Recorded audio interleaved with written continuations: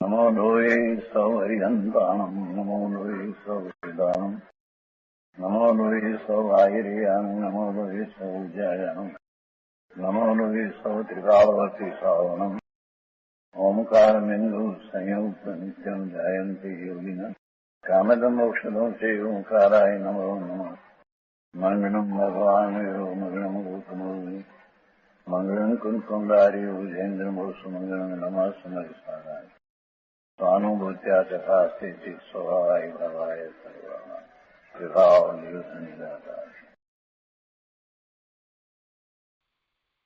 समयसार भगवान कुंकुंदाचार्य रचित समयसार तथा भगवान अमृतचंद्राचार्य रचित आत्मख्याति टीका कलश सहित એનો સ્વાધ્યાય ચાલે છે। એમાં મોક્ષ અધિકાર પૂરો થવા આવ્યો છે। કળશ 189 સુધી સ્વાધ્યાય થયો છે। હવે આગળ કળશ 190 થી સ્વાધ્યાય શરૂ કરીએ। કળશ 189 માં જે વાત આવી એને દ્રઢ કરતું કાવ્ય કહે છે। કળશ 189 માં એમ કહ્યું કે જ્યાં પ્રતિક્રમણને જ વિષ કહ્યું છે, શુભભાવને જ વિષ કહ્યું છે, તો પછી અપ્રતિક્રમણ તો અમૃત હોય જ નહીં। અને અપ્રતિક્રમણ જો અમૃત નથી એટલી જો સમજ આવતી હોય તો પછી એવા શુભભાવરૂપ પ્રતિક્રમણને છોડીને અપ્રતિક્રમણ એટલે અશુભ ભાવમાં જવાની તો વાત હોય જ નહીં।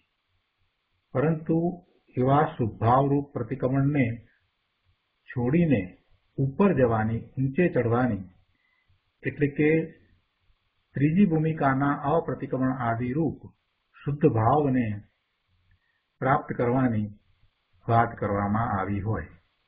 એટલે આચાર્ય ભગવાને એમ આશ્ચર્ય વ્યક્ત કર્યું છે કે આવું છે તો પછી માણસો નીચે નીચે પડતા થતા પ્રમાદી શા માટે થાય છે?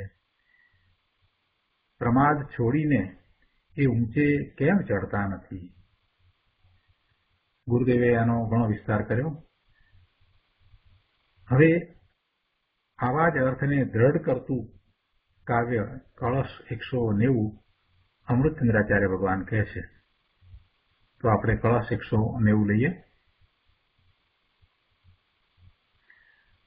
પ્રમાદ કલિતઃ કથમ ભવતિ શુદ્ધ ભાવો રસ કસાય ભર ગૌરવાત ફલસાતા પ્રમાદો યત અત સ્વરસ નિર્ભરે નિયમિત સ્વભાવે ભવન મુનિ પરમ શુદ્ધતા વ્રજતી મુચ્યતે વા તિરાત। કળશ 190 અર્થમાં અહીંયા કહે છે કે યતઃ કસાય ભર ગૌરવાત અલસતા પ્રમાદ પ્રમાદ કલિત અલસ શુદ્ધ ભાવ કથમ ભવતી એટલે કે કસાયના ભાર વડે ભારે હોવાથી આળસુપણું તે પ્રમાદ છે। તેથી એ પ્રમાદયુક્ત આળસ ભાવ શુદ્ધ ભાવ કેમ હોઈ શકે? આગળ કહે છે કે અત સ્વરસ નિર્ભરે સ્વભાવે નિયમિત ભવન મુનિ પરમ શુદ્ધતા વ્રજતી એટલે કે માટે નિજ રસથી ભરેલા સ્વભાવમાં નિશ્ચળ થતો મુનિ પરમ શુદ્ધતાને પામે છે। વા અચિરાત મુચ્યતે અથવા શીઘ્ર અલ્પકાળમાં કર્મબંધથી છૂટે છે। શું કહ્યું કે કસાયના ભાર વડે કસાય ક્રોધ માન માયા લોભ આ બધા કસાયો અને 9 પ્રકારના નો કસાયો એવા કસાયના ભાર વડે ભારે હોવાથી આળસુપણું તે પ્રમાદ છે। જે કસાય સહિત છે એ આળસુ છે, એ પ્રમાદ સહિત છે. તેથી એ પ્રમાદયુક્ત આળસ ભાવ એટલે એ કસાયો, એ રાગ દ્વેષના ભાવો એ શુદ્ધ ભાવ કેમ હોઈ શકે? એટલે કે એ શુદ્ધ ભાવ હોઈ શકે નહીં. એ પ્રમાદયુક્ત આળસ ભાવ, જે પ્રમાદ છે તે શુદ્ધ ભાવ હોઈ શકે નહીં. કેમ કે કસાયના ભાર વડે પ્રમાદ છે. પ્રમાદ તો કસાયના ભાર વડે કરીને ભારે થયો છે એટલે એ પ્રમાદ છે. કસાય સહિત છે એટલે તો એ પ્રમાદી છે. અને એવો પ્રમાદી એ શુદ્ધ ભાવમાં ક્યાંથી જાય? એટલે એવા પ્રમાદયુક્ત આળસ ભાવમાં શુદ્ધ ભાવ હોય નહીં. માટે નિજરસથી ભરેલા સ્વભાવમાં એકાગ્ર થતા, નિશ્ચળ થતા, ત્યાંથી ચલિત ન થતા મુનિ પરમ શુદ્ધતાને પામે છે, અથવા શીઘ્ર અલ્પકાળમાં કર્મબદ્ધથી છૂટે છે. ભાવાર્થમાં પંડિતજી કહે છે, પ્રમાદ તો કસાયના ગૌરવથી થાય છે. મૂળ કળશમાં શ્લોકમાં એમ લીધું ને કે કસાય ભર ગૌરવાત, એટલે કે કસાયના ગૌરવથી પ્રમાદ થાય છે. પ્રમાદ જે થાય છે એ તો કસાયના ગૌરવથી થાય છે, એટલે કે કસાયને લીધે થાય છે, કસાયના ભારને લીધે થાય છે. એ પ્રમાદીપણું જે છે એ કસાયને કારણે છે. પ્રમાદ તો કસાયના ગૌરવથી થાય છે. માટે પ્રમાદીને શુદ્ધ ભાવ હોય નહીં. જે પ્રમાદયુક્ત છે એને શુદ્ધ ભાવ ક્યાંથી હોય? કેમ કે પ્રમાદનું કારણ કસાય છે. જે કસાય સહિત છે, કસાયનો ભાર વહી રહ્યા છે, કસાયના બોજા નીચે છે, જેને કસાયો રહિતપણું થયું નથી, એવા પ્રમાદી શુદ્ધ ભાવમય હોય નહીં. એવા પ્રમાદીને શુદ્ધ ભાવ હોય નહીં.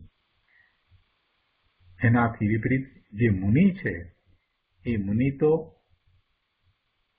સાચો ઉદ્યમ કરે છે, એટલે તો ઉદ્યમી છે, એ પ્રમાદી નથી. જે મુનિ છે એ ઉદ્યમથી સ્વભાવમાં પ્રવર્તે છે. તેથી તે શુદ્ધ થઈને મોક્ષને પામે છે. મુનિને કસાય નથી, કસાયને શીઘ્ર છોડ્યા છે, એટલે એમને પ્રમાદ નથી. અને એથી વિપરીત એ તો સ્વભાવમાં ઉદ્યમી થયા છે. એવા પ્રવર્તા થકા એ મુનિ શુદ્ધ થઈને મોક્ષને પ્રાપ્ત કરે છે. હવે આ કળશ ઉપર પૂજ્ય ગુરુદેવ કાંજી સ્વામીએ જે વિસ્તાર કર્યો છે એ આપણે લઈએ. પ્રવચન રત્નાકર ભાગ 8મો, પાના નંબર 522, કળશ 190, શ્લોકારૂપ ઉપરનું પ્રવચન. ગુરુદેવ કહે છે કે શું કહ્યું કે આ પંચ મહાવ્રતના પરિણામ અને 12 વ્રતના વિકલ્પ એ પ્રમાદ છે. અંતઃ સ્થિરતા નથી એ અપેક્ષાએ તે પ્રમાદ છે. સ્વરૂપમાં સ્થિરતા નથી તે અપેક્ષાએ એ શુભભાવ છે, એ પણ પ્રમાદ છે. મુનિને તો પોતાના સ્વરૂપમાં સ્થિરતાનો પુરુષાર્થ હોય, એના સ્થાને જો એ શુભભાવમાં બહારમાં રહે તો છઠ્ઠા ગુણસ્થાનની દશામાં એ પ્રમાદમાં રહ્યા છે. મુનિ છઠ્ઠે સાતમે ગુણસ્થાને ઝૂલતા મુનિ છે. સાતમે ગુણસ્થાને નિર્વિકલ્પ ધ્યાનમાં પોતાના સ્વરૂપમાં લીનતા કરે છે. હવે એમને તો ઉગ્રતાથી ત્યાં પુરુષાર્થ કરવો છે, એટલે હવે એ તો ત્યાં સ્થિર થવા માંગે છે. પોતાના સ્વરૂપને વિશે અંતરમાં સ્થિરતા કરવા માંગે છે. અને એવું નહીં કરતા બહારમાં છઠ્ઠા ગુણસ્થાને આવ્યા છે ત્યારે તે શુભભાવમાં જ રહે છે. એટલે કે 5 મહાવ્રતના જે પરિણામ છે એની સભાનતામાં જ રહ્યા છે. તો એ તો પ્રમાદમાં પડ્યા છે, અંતરસ્થિરતા નથી અને 12 વ્રતના વિકલ્પો, 5 મહાવ્રતના વિકલ્પો આદિ શુભભાવમાં રહ્યા છે, એટલે એ અપેક્ષાએ એમને પ્રમાદ છે. બહુ મોટી વાત ગુરુદેવે કહી દીધી. આગળ સમજાવે છે કે કસાયના ભાર વડે ભારે, કસાયના ભાર વડે ભારે, કોઈ પણ વસ્તુ પાડીએ સાથે લઈએ એટલે આપણે ભારે થઈએ, તો અહીંયા તો કસાયનો ભાર છે. કસાયના ભાર વડે એ ભારે થયા. ભારે થાય એટલે શું થાય? ભારે થાય એટલે આળસી જાય, પ્રમાદી થઈ જાય. કસાયના ભાર વડે ભારે એમ કહ્યું ને, એટલે કે પંચ મહાવ્રત આદિના પરિણામ એ કસાયનો ભાર છે. જેમ ગાડું ઘાસથી ભર્યું હોય એટલે ભારે થાય, ઘાસનો ભાર છે, તેમ પંચ મહાવ્રત આદિના પરિણામ કસાયનો ભાર છે. બહુ આકરી વાત પ્રભુ, પણ આ સત્ય વાત છે. અહીં કહે છે કે કસાયનો ભાર પોતે આળસ છે, પ્રમાદ છે. સ્વરૂપમાં સાવધાની, સ્થિરતા નથી એટલે એ બધો પ્રમાદ જ કહેવાય. ભલે એ સુખ ભાવમાં રહ્યા હોય પણ સ્વરૂપને વિશે નથી. સ્વરૂપમાં સાવધાની અને સ્થિરતા હોય તો જ એ ઉદ્યમી છે, એ અપ્રમાદી છે. પણ સ્વરૂપમાં સાવધાની કે સ્થિરતા નથી તો પછી એમને પણ પ્રમાદ છે. 12માં પછી શ્રાવક હોય અને એ જીન મંદિર બંધાવે કે પ્રતિમા પધરાવે, એવી પ્રતિષ્ઠા કરાવે, મોટું દાન કરે અને પ્રભાવના કરે, આ બધું કરે, પણ તે છતાંય એ શ્રાવક એ કસાયના ભારથી, ભારેપણું હોવાથી એ પ્રમાદી છે. ગજબ વાત છે ભાઈ.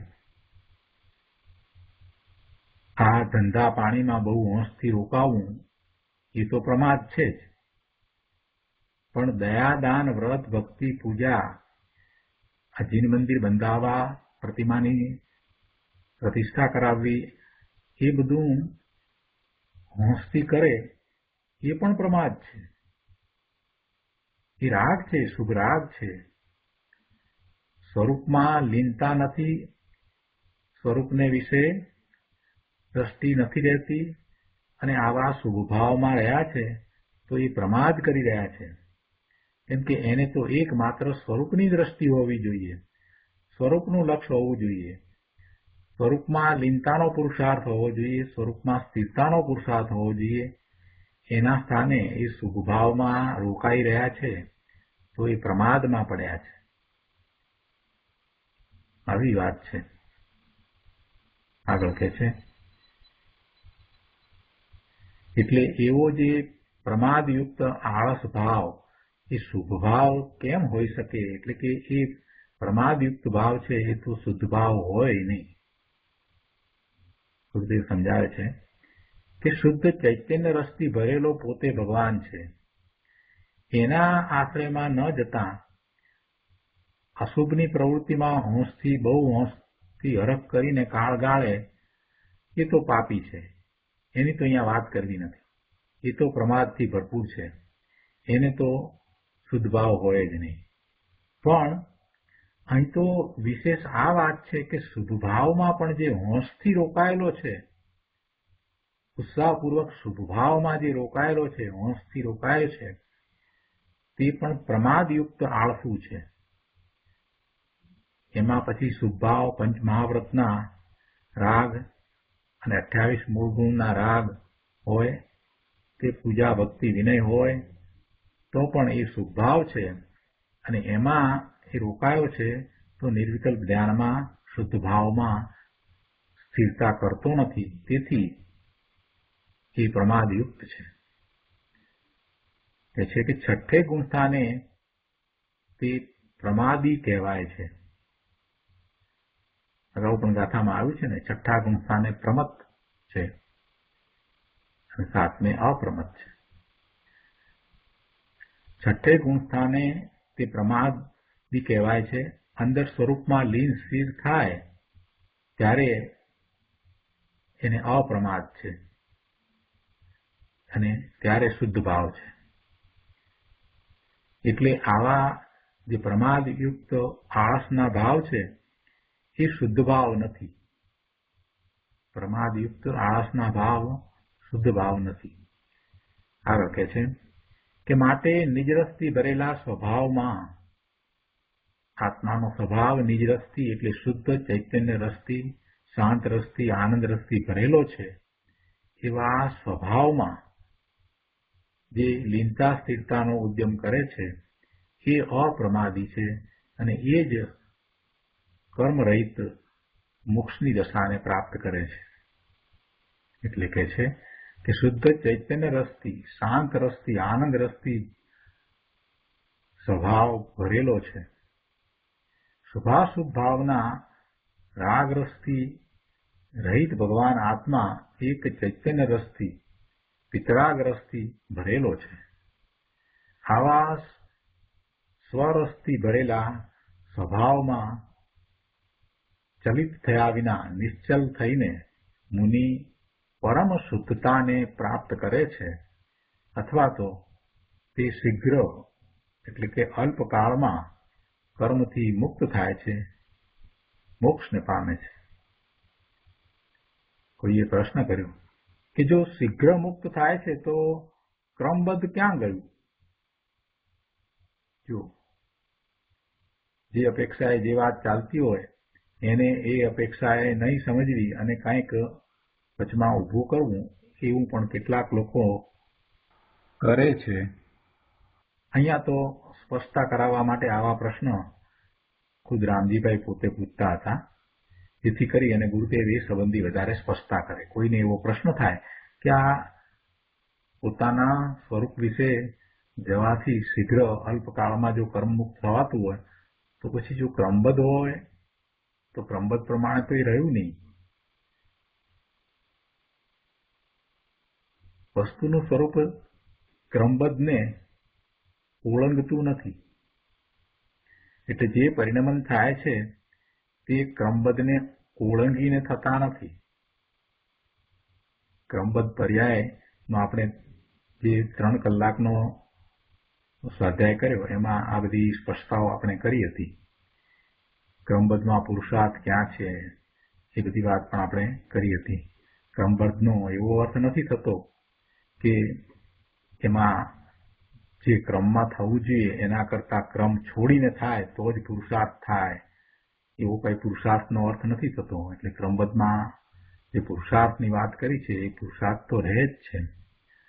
અહીંયા પણ ગુરુદેવે એ વાત થોડી સમજાવી છે, આપણે લઈએ. અહીંયા સમાધાનમાં કહે છે કે શીઘ્ર મુક્ત થાય છે ત્યાં બધું એ ક્રમબદ્ધ જ છે. કાંઈ વચ્ચે કાળ તોડી આડું ઓળું થઈ જાય છે એમ અર્થ નથી. ક્રમબદ્ધ જ થાય છે. શીઘ્ર થાય છે તો એ પણ એ ક્રમબદ્ધમાં જ થાય છે. ક્રમબદ્ધમાં એમ શીઘ્ર થવાનું છે માટે એ એમ જ થાય છે. પણ એમ નથી કે ક્રમ ફરી જાય, 10 નંબરની પર્યાય 5 નંબરે થઈ જાય, એવું થતું નથી. એવું થતું નથી. જે સમયે જે પર્યાય થવાની છે એ એનો ક્રમ અને સમય એ એમ જ જળવાઈ રહે છે. એમ જ જળવાઈ રહે છે. એટલે જેને એવું કર્મથી મુક્ત થવાનું જે સમયે જે પર્યાયમાં થવાનું છે તે વખતે જ થાય છે. અને એ વખતે એનો પુરુષાર્થ કેવો હોય તો આવો જ પુરુષાર્થ હોય, પોતાના સ્વરૂપને લક્ષ્ય શુદ્ધતાની પ્રાપ્તિ કરે એવો જ એનો પુરુષાર્થ હોય. એટલે થાય છે તો બધું ક્રમબદ્ધમાં જ. આડું ઊળું થઈ જાય છે એમ અર્થ નથી. અપ્રમાદમાં રહેનાર મુનિવરની અંતરંગ દશા જ એવી હોય છે કે તે ક્રમબદ્ધપણે શીઘ્ર જ મુક્તિ પામે. એટલે કે એમની મુક્તિ પામવાનો એ કાળ જ છે. 5 સમવાય ત્યાં પૂરા થાય છે. 5 સમવાય પૂરા થાય છે અને એ વખતે એ પર્યાય ક્રમબદ્ધમાં જ થઈ રહી છે. શીઘ્રનો એવો અર્થ નથી કે ક્રમ તૂટી જાય અને પર્યાય આગળ પાછળ આડી અવળી થઈ જાય, એવો કોઈ અર્થ નથી થતો શીઘ્રનો. અહીંયા શીઘ્ર કહ્યું એ સમજાવવા માટે કહ્યું છે. અને ખરેખર તો એ ક્રમબદ્ધને ઉલ્લંઘતું નથી. શીઘ્ર થાય છે, ઝડપથી થાય છે, છતાં એ ક્રમબદ્ધને ઉલ્લંઘતું નથી.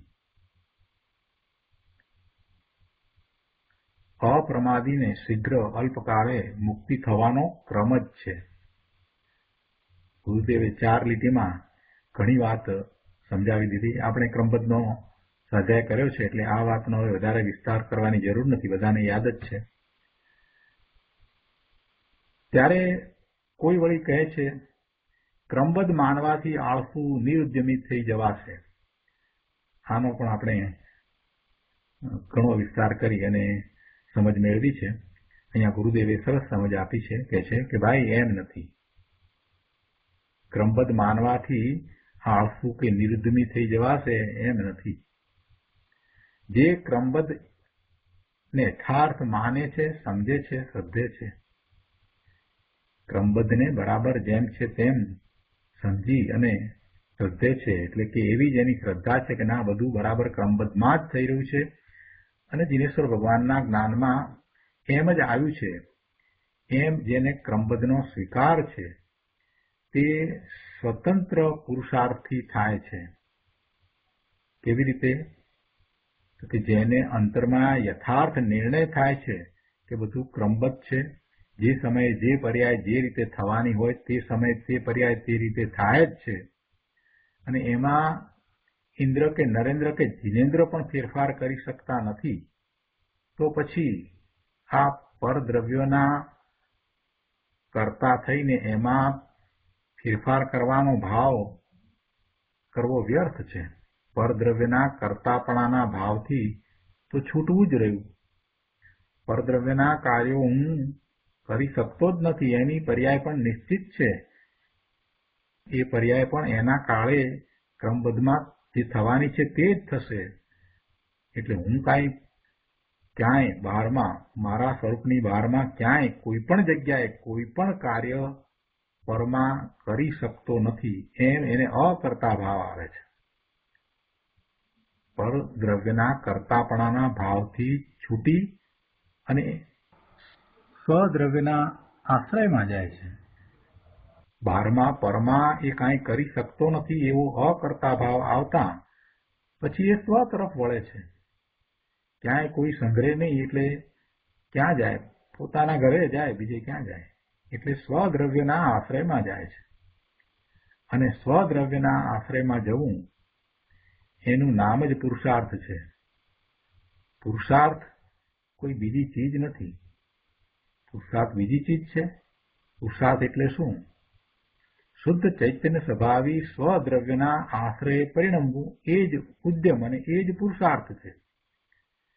પહેલો તો એવો નિર્ણય થવો કે પોતે શુદ્ધ ચૈતન્ય સ્વભાવી ભગવાન આત્મા છે, એવો નિર્ણય થવો અને એવા ભગવાન આત્માનો અનુભવ કરીને એમાં લીનતા અને સ્થિરતા એ કરી શકે છે એ વાતનો બરાબર સ્વીકાર થવો અને પછી એમ જ પરિણમવું એ ઉદ્યમ એ જ પુરુષાર્થ છે. એટલે સત્યનો પરિણમન રૂપ સ્વીકાર, સત્યનો સ્વીકાર, સત્યને માત્ર પુસ્તકમાંથી વાંચી ગયા અને માથું ધુણાવીને હા પાડી દીધી એમ નહીં. હું શુદ્ધ ચૈતન્ય સ્વભાવી ભગવાન આત્મા છું અને મારું એકમાત્ર શુદ્ધ પરિણમન છે અને એવા શુદ્ધ પરિણમન રૂપે હું પરિણમી શકું એવો છું, તો પછી પરિણમવું જોઈએ. જો એવો સ્વીકાર થયો હોય તો પછી પરિણમવું જોઈએ. આ કંઈ સ્વાધ્યાય આપણે પુસ્તકમાંથી વાંચીને બીજાને શીખવાડવા માટે કે પંડિતાઈ કરવા માટે કે પરીક્ષા આપવા માટે નથી કરતા. જો આવો સ્વીકાર થાય તો પછી એમ સ્વદ્રવ્યના આશ્રયે પરિણમવું જોઈએ, તો જ એ સત્યનો સ્વીકાર થયો કહેવાય. બાકી ડોકું ધુણાવી દઈએ ને હા પાડી દઈએ કે હા બરાબર છે, તમે કહ્યું શુદ્ધ ચૈતન્ય સ્વભાવી ભગવાન આત્મા છે, સિદ્ધ સમાન આત્મા છે, બોલ્યા કરીએ એથી શું થયું? સિદ્ધ સમાન આત્મા છે તો તારો આત્મા પણ સિદ્ધ સમાન છે, એટલે તું પણ સિદ્ધ સમાન છો. તું પણ ચૈતન્ય સ્વભાવી છો, તો પોતે ચૈતન્ય સ્વભાવી છે એમ ચૈતન્ય સ્વભાવ ભાવે કેમ પરિણમતો નથી? એ પરિણમે ત્યારે પુરુષાર્થ થયો કહેવાય. એટલે સત્યનો સ્વીકાર એ જ પુરુષાર્થ. આપણી જે વ્યાખ્યા છે એ અહીંયા ગુરુદેવે આપણને સરસ રીતે સમજાવી દીધી છે કે શુદ્ધ ચૈતન્ય સ્વભાવી સ્વદ્રવ્યના આશ્રય પરિણમવું એ જ ઉદ્યમ અને એ જ પુરુષાર્થ છે. આમાં કઈ બીજું ક્યાંય બહારમાં કરવાનો પુરુષાર્થ છે જ નહીં. બહારમાં કઈ કરી શકતોય નથી અને એવો કોઈ પુરુષાર્થ છે જ નહીં. ક્રમબદ્ધના નિર્ણયમાં જ પુરુષાર્થ રહેલો છે. ક્રમબદ્ધનો નિર્ણય થાય એમાં પુરુષાર્થ રહેલો છે. કેમ કે એમાં નિજ જ્ઞાતા દ્રષ્ટા સ્વભાવનું અવલંબન છે. પોતાના જ્ઞાતા દ્રષ્ટા સ્વભાવના આશ્રય એ પુરુષાર્થ છે.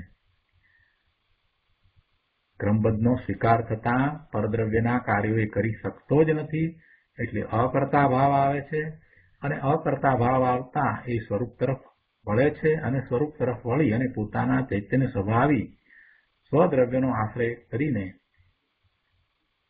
એ એકાગ્રતા કરે છે ત્યાં. એટલે એને સ્વરૂપમાં એકાગ્રતા થાય છે, એટલે લીનતા થાય છે, રમણતા થાય છે અને વિશેષ પુરુષાર્થ કરે છે એટલે ત્યાં જ એને સ્થિરતા થાય છે. આ જ પુરુષાર્થ છે.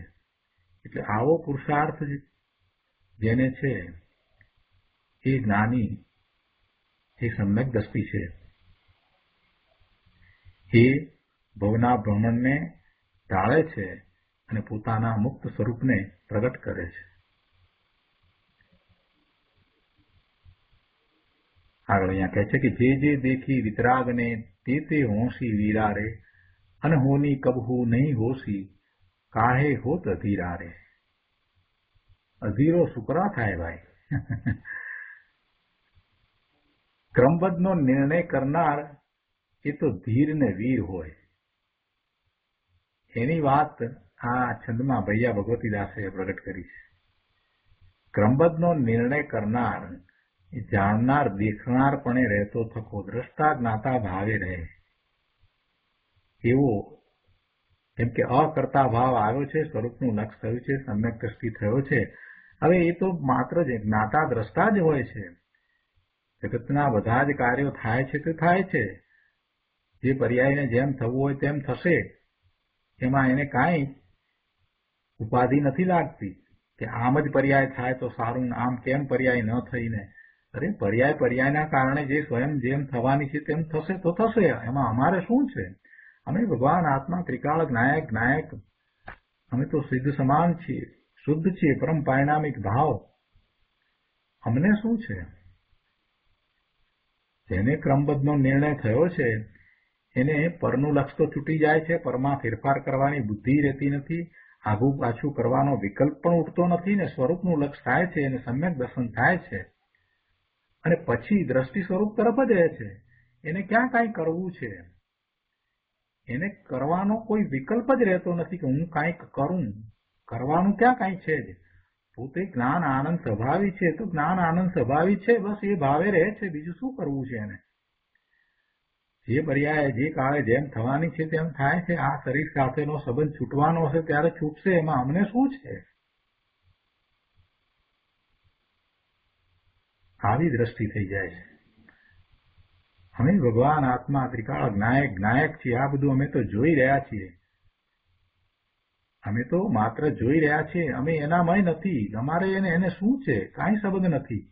એ પર્યાય એના કારણે થાય છે. અમે અમારામાં છીએ. અમે છીએ અને એ અમારાથી જુદું છે. અરે આ વિકલ્પ આવે એ પણ અમારો નથી. અમે ભગવાન આત્મા માત્ર જ્ઞાયક આનંદ સ્વરૂપ છીએ. એને તો આનંદ સિવાય બીજી કોઈ વાત હોતી જ નથી. એને તો અંતરમાં આનંદ જ હોય છે, દ્રષ્ટિ સ્વરૂપ તરફ જ રહે છે. અને કદાચ ક્યારેક બહારમાં કામોમાં એ અટવાયો લાગે આપણને, પણ એની દ્રષ્ટિ સ્વરૂપ તરફ છે એટલે એની પરિણતિ તો શુદ્ધ પરિણતિ જ છે. પ્રતીતિ કાંઈ જતી નથી. એક વખત એ પ્રતીતિ થઈ છે પછી એ કાંઈ જતી નથી. અને આવો નિર્ણય થયો છે, ક્રમબદ્ધ પર્યાયનો નિર્ણય થઈને અકર્તા ભાવ આવ્યો છે અને સ્વરૂપમાં ગયો છે, એને હવે કાંઈ કરવાનો વિકલ્પ કેવી રીતે આવે?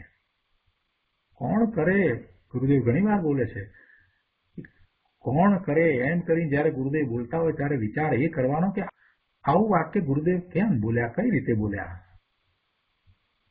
ઘણીવાર પ્રશ્ન કરવામાં આવ્યા હોય અને પછી કોઈકે પૂછ્યું હોય કે આ બધું આ બનાવ્યું ને આ બધું મંદિર ને આ બધા બનાવે ને આ બધું કરે ને, તો ગુરુદેવ એમ બોલે, અરે કોણ કરે? એ એના કાળે થવાના તે થાય. આ જે વાક્ય ગુરુદેવ જે બોલે છે અંતરમાંથી એમની જે દશા હતી એ પ્રમાણે સહજ આવે છે બહાર. એમને કઈ ગોખીને કે કોઈને ઇમ્પ્રેસ કરવા માટે એવા વાક્યો બોલ્યા છે એમ નથી. એવા જ ભાવે રહેતા હતા. એટલે એવો જ ભાવ હોય, સમ્યક દ્રષ્ટિની એવી જ દશા હોય છે. જેને ક્રમબદ્ધનો નિર્ણય થયો છે એ તો સમ્યક દ્રષ્ટિ છે, અને સમ્યક દર્શન થતાં જ એ ક્રમબદ્ધનો સાચો નિર્ણય થઈ જાય છે. ક્રમબદ્ધનો નિર્ણય થયા પછીથી આખી વસ્તુ બદલાઈ જાય છે. આપણે ક્રમબદ્ધ પર્યાયનો આખો સ્વાધ્યાય લીધો, એની સાથે 5 સમવાયની પણ વાત લીધી, અકર્તા ભાવની પણ વાત લીધી. ઘણો લાંબો સ્વાધ્યાય કર્યો, 3 કલાકનો એક જ બેઠકે સ્વાધ્યાય કર્યો. ઘણી વાત આવી. આખો સ્વાધ્યાય અત્યારે પણ એનું ઓડિયો રેકોર્ડિંગ અને વિડીયો રેકોર્ડિંગ બંને અવેલેબલ છે. તત્વધારામાં જશો તો ઓડિયોમાં એનું ઓડિયો રેકોર્ડિંગ મળશે, અને સાથે જે સ્લાઇડ્સ આપણે બતાવી હતી એનું PDF પણ મળશે. PDF બંને જગ્યાએ મૂકેલું છે, આર્ટિકલ સેક્શનમાં પણ મૂકેલું છે, અને અપડેટ્સની અંદર પણ એ PDF મૂકેલું છે. એટલે જેઓ ઓડિયો સાંભળવા માંગતા હોય એમણે સાથે આ PDF જે સ્લાઇડ્સ છે એ સાથે ફેરવતા જવી, એટલે આખો સ્વાધ્યાય ફરીથી થઈ જશે. અને એમ ન કરવું હોય અને સીધી આખી વિડીયો જોવી હોય તો વિડીયોની લિંક એ અપડેટ્સમાં આપેલી છે, તો એ લિંકને કોપી પેસ્ટ કરાવી અને એ આખી વિડીયો જોઈ શકાશે. પણ જેમણે આ નથી કર્યો સ્વાધ્યાય, એમને મારી અનુમોદના છે કે આ સ્વાધ્યાય કરવા જેવો છે. એ વખતે અમારા પણ ભાવ એવા હતા અને એ સ્વાધ્યાય થવાનો હતો તો થઈ ગયો, જે હોય તે. પરંતુ આજે ફરી આ વાત આવી છે તો એમ થાય છે કે બીજું કાંઈ કરવા જેવું નથી. એકમાત્ર આવો જોરદાર નિર્ણય થઈ જવો એ જ જરૂરી છે. બીજું કાંઈ કરવા જેવું નથી. જીવે બીજું કાંઈ કરવાની જરૂર નથી. આવો બરાબર દ્રઢ નિર્ણય થઈ જવો જોઈએ કે ના, મારું સ્વરૂપ શુદ્ધ છે તો શુદ્ધ જ છે, હું જ્ઞાયક છું તો જ્ઞાયક જ છું, અને જે પર્યાય થઈ રહી છે તે એના કારણે થઈ રહી છે, એ એમ જ થવાની છે, એનો એ કાળ છે તો એમ જ થશે. એમાં ફેરફાર હું કરી શકતો નથી, જીનેશ્વર ભગવાન પણ કરી શકતા નથી. દરેક દ્રવ્યની પર્યાય નક્કી છે, અને ભગવાનના જ્ઞાનમાં એ પર્યાય એમ આવી છે તો એમ જ થશે. ભગવાન એને જાણે છે, બધા જ પદાર્થોની ત્રણેય કાળની બધી પર્યાયને ભગવાન જાણે છે, પણ એને કાંઈ ફેરફાર કરે છે કે ફેરફાર કરી શકે છે એમ નથી. જો ભગવાન એને ફેરફાર કરી શકતા ન હોય તો હું કોણ? કોઈ પર્યાયનો ફેરફાર કરનારો છે જ નહીં. પર્યાયના કારણે જેમ થયું હોય તેમ જ થાય છે. એ બધું ક્રમબદ્ધમાં જ થઈ રહ્યું છે. અને પુરુષાર્થ એ સાથે કઈ રીતે છે એને વધારે સારી રીતે સમજવું હોય તો જરૂરથી તમે આખો સ્વાધ્યાય કરજો. અહીંયા ગુરુદેવે સમજાવ્યું છે કે એ જ પુરુષાર્થ છે. ક્રમબદ્ધનો નિર્ણય છે એમાં પુરુષાર્થ છે. અને પુરુષાર્થનો અર્થ એમ નથી કે પર્યાયને આગી પાછી કરીએ, એનો ક્રમ બદલીએ એટલે પુરુષાર્થ થાય, એવો કોઈ પુરુષાર્થનો અર્થ નથી. પોતાનું જે શુદ્ધ સ્વરૂપ છે એ જ પરમ સત્ય છે, નિશ્ચય છે, એનો સ્વીકાર થવો અને એવું પરિણમન થવું એ તો પુરુષાર્થ છે. તો એમાં ક્રમને બદલવાનો તો કોઈ અર્થ જ નથી. એ ક્રમ બદલવાથી પુરુષાર્થ થયો કહેવાય એવી ઊંધી માન્યતા ક્યાંથી આવી? બીજે બધે તો એ ક્યાં ક્રમ બદલવાનો નિર્ણય કરે છે? બીજે બધે તો એ જાણે છે કે જે રીતે થવાતું હોય એ રીતે જ ડોક્ટર થવાય, કે એ રીતે જ એન્જિનિયર થવાય, કે એ રીતે જ વકીલ થવાય. એમાં તો કાંઈ એને ક્રમ બદલવો નથી કે પહેલા ધોરણમાંથી 5મા ધોરણમાં, 5મામાંથી 3જા ધોરણમાં, 3જા ધોરણમાંથી 7મા ધોરણમાં જવાય, એવો ક્રમ બદલવાનો કેમ એ પુરુષાર્થ નથી કરતો? કે પછી સ્કૂલમાંથી સીધો જ કોલેજમાં ગયા વગર જ એ પીએચડી થઈ જાય, આવી બધી વાત તો બનતી નથી. એનો તો એ કોઈ રીતે ક્યારેય વિકલ્પ પણ કરતો નથી કે જે તો ક્રમમાં જેમ થતું હોય એમ થાય ને, તો ત્યાં તો ક્રમ સ્વીકારે છે. અરે મુસાફરી કરે છે તો પણ ક્રમ સ્વીકારે છે કે ના, એ જેટલો સમય લાગે એટલો સમય તો લાગશે જ, એટલા સમયમાં જ ત્યાં પહોંચાશે, અને વચ્ચે જેટલા સ્થળ કે સ્ટેશન કે જે આવતા હશે એ આવશે જ. બધી જગ્યાએ ક્રમ તો સ્વીકારે છે. એટલે કાર્ય નથી થતું, કાર્ય તો થાય જ છે, ત્યાં પણ કાર્ય થાય છે. તો અહીંયા પણ એમ જ છે, આ જે પુરુષાર્થ છે એમાં ક્રમને બદલવાનો અર્થ નથી. એ ક્રમને બદલવાથી કાંઈ પુરુષાર્થ નથી થતો. આ વાતને સારી રીતે સમજવાની જરૂર છે. સાથે પાંચ સમવાયની વાતને પણ બહુ સારી રીતે સમજવાની જરૂર છે કે પાંચે સમવાયની અંદર એ શું કરી શકે છે? એ તો પુરુષાર્થ જ કરી શકે છે. પાંચ સમવાયમાં એ પોતે શું કરે? પુરુષાર્થ જ કરે છે. અને એ પુરુષાર્થ થાય છે ત્યારે પાંચે સમવાય મળ્યા હોય છે એટલે કાર્ય થાય છે. એ પર્યાય એ વખતે એમ જ થવાની છે, તે થાય છે. એ ક્રમમાં જ થઈ રહી છે, એ એના સમયે જ થઈ રહી છે. એ વખતે કાળલબ્ધિ જ પાકી છે, અને એવો જે સ્વભાવ છે, અને એ વખતે એવા જ નિમિત્ત છે, બધું બરાબર જ હોય છે. એટલે એમ પાંચે સમવાયોની વાત પણ લીધી છે સાથે. તો આપણે આગળ વધીએ. અહીંયા ગુરુદેવ અહીંયા કહે છે કે ભાઈ બાપુ, ક્રમબદ્ધનો નિર્ણય કરનાર, જાણનાર, દેખનાર પણ રહેતો થકો ભારે અંતઃ પુરુષાર્થથી હોય છે. એને અંતરંગ પુરુષાર્થ હોય છે, ભારે પુરુષાર્થ, ખૂબ એકાગ્રતા હોય છે સ્વરૂપને વિશે. એને કેટલી એકાગ્રતા હોય. લોકોને પુરુષાર્થના સ્વરૂપની ખબર નથી. લોકોને તો એમ છે કે આ કરું ને તે કરું, એમ ઝાઝા વિકલ્પના ધાંધલ કરે તે પુરુષાર્થ, એવું લોકો માને છે. વિકલ્પની ધાંધલ એ કાંઈ પુરુષાર્થ નથી. આત્મા ક્યાં કાંઈ કરી શકે છે? આત્મા કાંઈ કરી શકે છે? કૃપાળુ દેવે પણ કહ્યું છે કે આત્મા એક તણખલાના બે ટુકડા પણ કરી શકતો નથી. અમે તો કહીએ છીએ કે આત્મા તણખલાને સ્પર્શી પણ શકતો નથી. અમને તો આ વાત બહુ બેસી ગઈ છે. ભગવાન આત્મા બીજાના કાર્ય, પરના કાર્ય ક્યાં કરી શકે જ છે? એનું પોતાનું કાર્ય છે એ જે કરે છે ને કરી રહ્યો છે, પોતે પોતાના સ્વભાવ ભાવે પરિણમી રહ્યો છે, એનું લક્ષ કરને ભાઈ. એને જ્ઞેય બનાવને. બીજે બધે બારમાં તારા ઉપયોગને ફેરવી અને બીજા બધા જ્ઞેયો તરફ તું આકર્ષાય છે, એને બદલે જે અંદરમાં તારું શુદ્ધ પરિણમન ચાલી રહ્યું છે, અનંત ગુણોનું એક રૂપ પરિણમન, આનંદદાયક દશા જે થઈ રહી છે, એનું લક્ષ કરને. એને જ્ઞેય બનાવને પ્રભુ. બધું સહેલું છે, કાંઈ અઘરું નથી ભાઈ, કાંઈ અઘરું નથી. ગુરુદેવ કહે છે કે એ વિકલ્પના ધાંધલ કરે એટલે કાંઈ પુરુષાર્થ થઈ જતો નથી ભાઈ. વિકલ્પમાં ગૂંચાયેલા રહેવું એ તો પુરુષાર્થ નહીં પણ કાયરપણું છે. આગળ કહે છે, શુભને છોડી અંદર શુદ્ધતાને પામે તે આળસ વિનાનો અપ્રમાદી છે. અને આ સિવાય સ્વભાવમાંથી જે પરિણામનું ખસી જવું છે તે આળસ, પ્રમાદ અને નિરુદ્યમીપણું છે. સ્વનું લક્ષ છોડીને સ્વભાવથી ચ્યુત થઈને બહાર જવું એ જ આળસ છે, એ જ પ્રમાદ છે, એ જ નિરુદ્યમીપણું છે. અહીં કહે છે, ચૈતન્ય રસથી ભરેલા પોતાના સ્વભાવમાં જ જે મુનિ નિશ્ચલપણે સ્થિત થયા છે તે શીઘ્ર અલ્પકાળે મુક્તિ પામે છે. ભાવાર્થ ઉપરના પ્રવચનમાંથી આપણે કેટલાક અંશો લઈએ. બહુ સુંદર વાત ભાવાર્થમાં ગુરુદેવે સમજાવી છે. પ્રમાદ તો કસાયના ગૌરવથી થાય છે, માટે પ્રમાદીને શુદ્ધ ભાવ હોય નહીં. જે મુનિ ઉદ્યમથી સ્વભાવમાં પ્રવર્તે છે શુદ્ધ થઈને મોક્ષને પામે છે. આ ભાવાર્થ ગુરુદેવ સમજાવે છે કે જુઓ, અહીં ઉદ્યમની વાત કરી, આગળ કળશમાં કહ્યું કે નિજ રસથી ભરેલા સ્વભાવમાં નિશ્ચલ થતો થકો. આ પણ ત્યાં પુરુષાર્થની જ વાત છે. ભલે પર્યાયો બધી ક્રમબદ્ધ છે, પણ ક્રમબદ્ધમાં પુરુષાર્થ ભેગો જ છે. જે મુનિ ઉદ્યમથી સ્વભાવમાં પ્રવર્તે છે તે શુદ્ધ થઈને શીઘ્ર મોક્ષને પામે છે.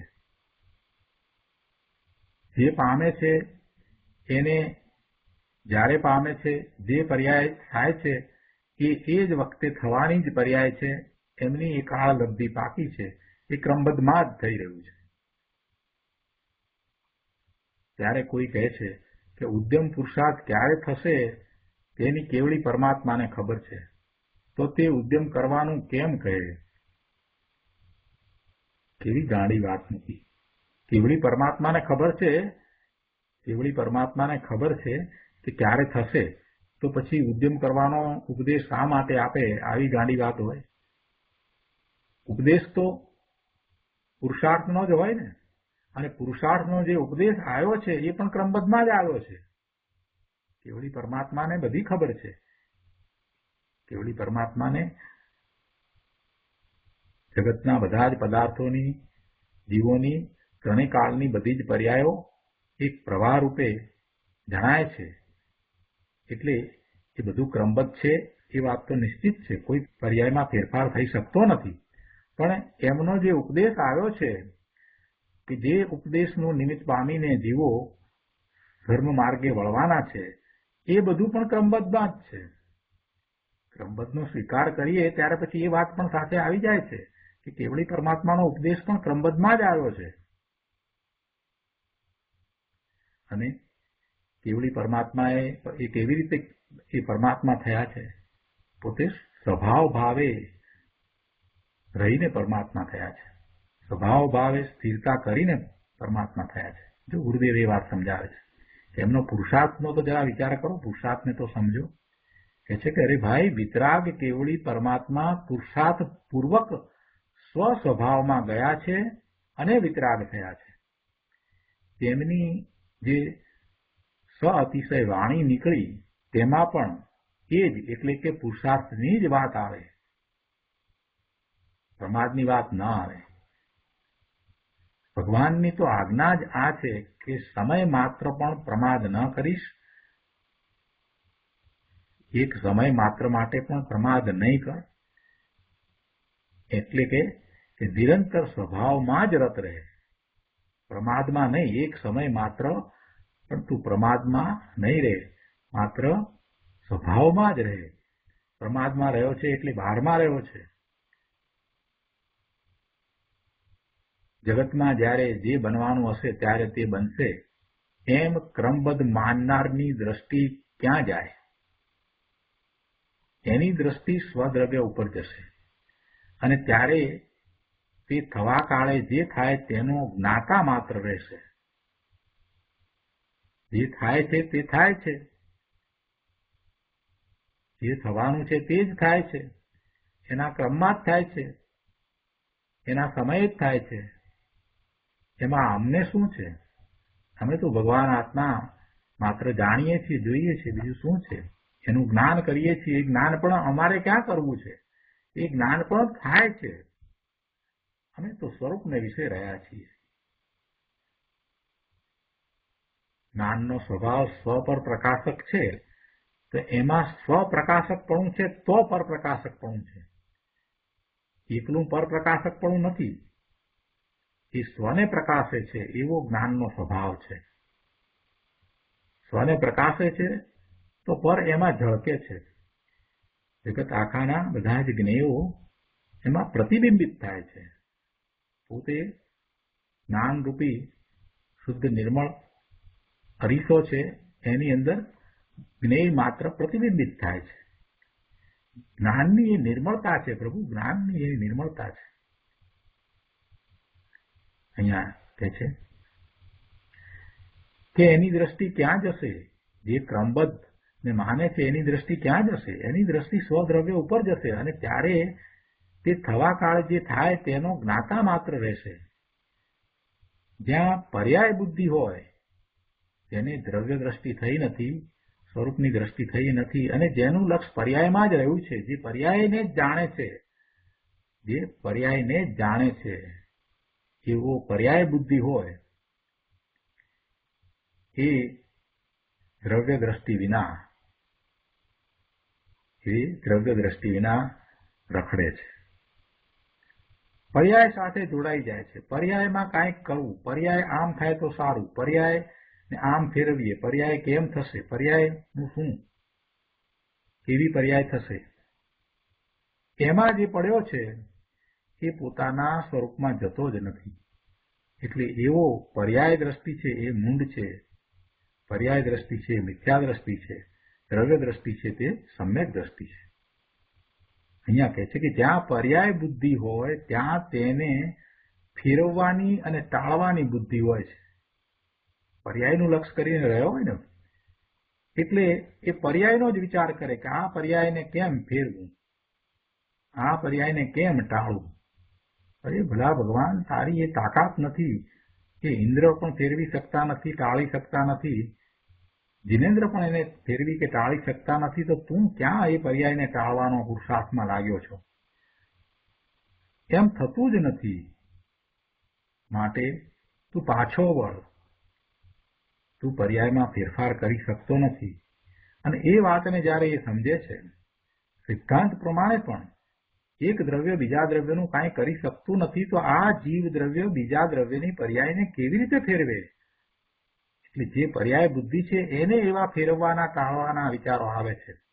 પણ જેને એવો નિર્ણય થાય છે કે ના, એ એક દ્રવ્ય બીજા દ્રવ્યની પર્યાયને ફેરવી શકતું નથી, એટલે હું જીવ દ્રવ્ય બીજી કોઈ પર્યાયને, બીજા કોઈની પર્યાયને, બીજા દ્રવ્યની પર્યાયને ફેરવી શકું નહીં, ટાળી શકું નહીં, એ જે થવાનું છે તે જ થાય છે. એવો નિર્ણય થાય છે તો પછી આગળ વધતા એને ક્રમબદ્ધનો પણ નિર્ણય થઈ જાય છે કે બધું ક્રમમાં જેમ થવાનું છે તેમ જ થાય છે. પર્યાય સ્વતંત્રપણે ઉત્પન્ન થાય છે. પર્યાયના સટકારકો એના પોતાના છે. જગતના બધા જ પદાર્થોની બધી જ પર્યાયો, અનંતકાળની બધી જ પર્યાયો, અનંત પર્યાયો એમાં ગર્ભિત છે. અને દરેક પર્યાયની સાથે એક એક સમય બદ્ધ છે. અનંત પર્યાય છે અને એટલા જ અનંત સમય છે. એટલે એક એક પર્યાય સાથે સમય પણ બદ્ધ છે અને એક ક્રમમાં છે, આખો પ્રવાહ છે, એમાં કાંઈ ફેરફાર કરી શકાય એમ નથી. એટલે નકામાનો હું ધાંધલ ધમાલ કરું એના કરતા હું પાછો વળું. પરમાં બહારમાં હું ક્યાંય કાંઈ કરી શકતો નથી એમ એને અકર્તા ભાવ પણ આવે છે. પણ આ બધું સમજ્યા વિના માત્ર પર્યાયનું જ લક્ષ કરીને રહ્યો છે કે આ પર્યાય, આ દશાને હું બદલું, એને ફેરફાર કરવાની જે દશા છે એવી એની વૃત્તિ છે. એ વિચારો મૂળ મિથ્યા દ્રષ્ટિ અનંતકાળ સુધી રખડે છે. જેને હવે ભવના ભ્રમણ નથી થવાના, જેને સમ્યક દર્શન નજીકમાં છે, એને આ વાત તરત ગળે ઉતરી જાય છે. એ તો તરત જ આ વાતનો સ્વીકાર કરી લે છે કે વાત તો બરાબર છે. પર્યાયને ફેરવવાનો પ્રયત્ન કરવા કરતા દ્રવ્ય તરફ દ્રષ્ટિ કરવી એ જ હિતનું કારણ છે. અને આમે હું ક્યાં કાંઈ કરી શકું છું, તો એ વાતને હું છોડી દઉં. એને એમ કરતા એ અકર્તા ભાવનો સહજ જે સ્વીકાર કરે છે એની દ્રષ્ટિ આત્મા તરફ જ જાય છે. જેને સમ્યક દર્શન નજીકમાં છે, સમ્યક દ્રષ્ટિ થયો નથી, પણ જેને હવે સમ્યક દર્શન થવાનું જ છે એને એવા વિકલ્પ હોય છે, જેને નથી થવાનું એને વિપરીત વિકલ્પ હોય છે. બધું ક્રમબદ્ધમાં જ છે પ્રભુ. હવે વિચાર કરવો કે આપણને કેવો વિકલ્પ આવે છે, આપણને કેવી સમજ પડે છે, આપણે ક્યાં છીએ, જાતે જ ખ્યાલ આવી જશે. ભગવાનના જ્ઞાનમાં તો આવ્યું જ છે, પણ આપણને પણ ખ્યાલમાં આવી જશે કે આપણે ક્યાં છીએ, આપણું શું થઈ રહ્યું છે, શું થવાનું છે.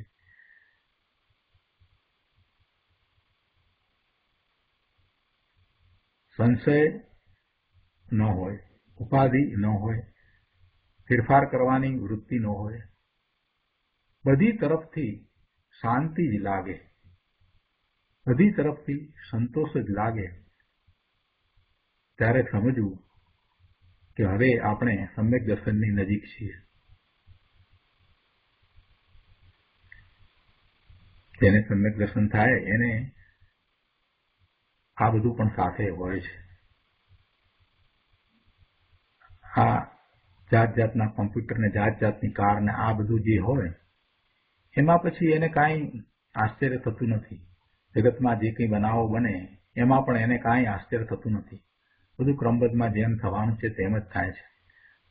જે શરીર સાથે એ રહ્યો છે એ શરીરની અંદર પણ જે કંઈ થાય છે એને પણ એ ક્રમબદ્ધમાં જે થવાનું છે તે થઈ રહ્યું છે એમ બરાબર સમજે છે.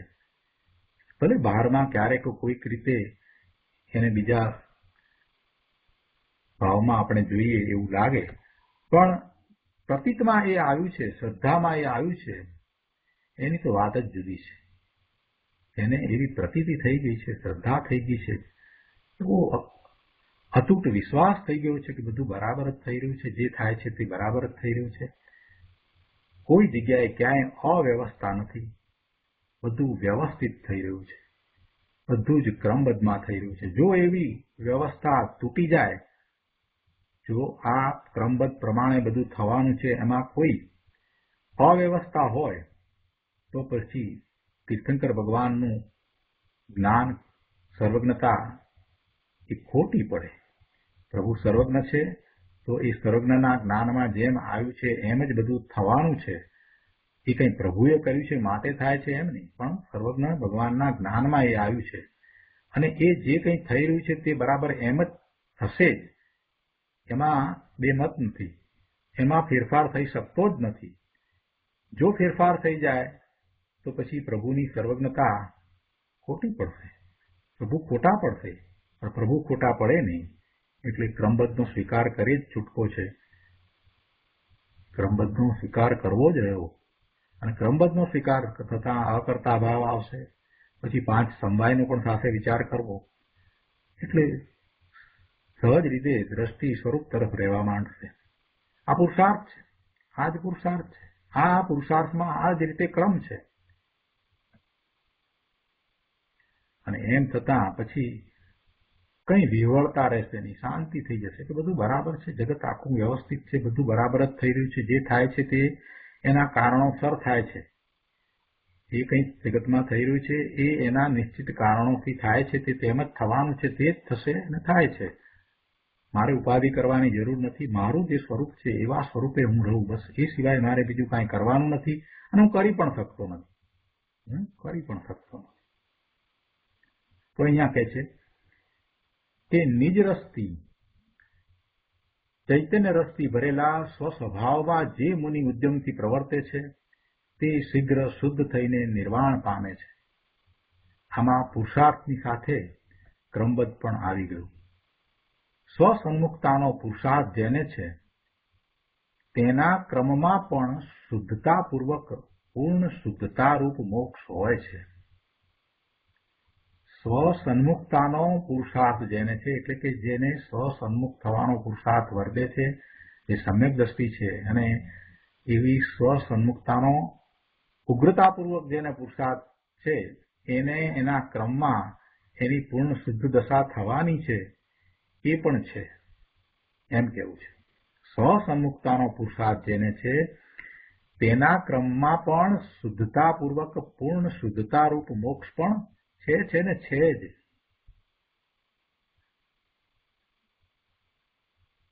તો આ રીતે કળશ 190 આપણે અહીંયા પૂરો કરીએ છીએ.